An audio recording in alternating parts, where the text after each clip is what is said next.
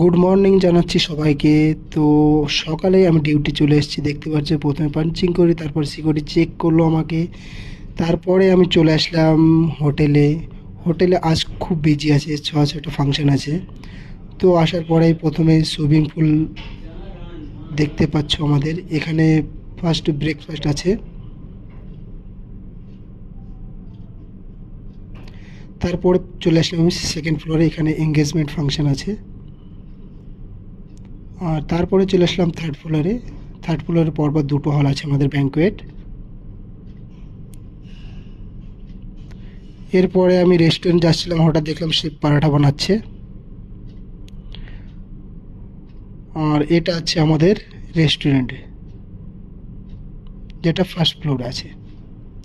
Restaurant তো খুব busy আছে এখন। আর এ হচ্ছে আমার office. Thank you so much.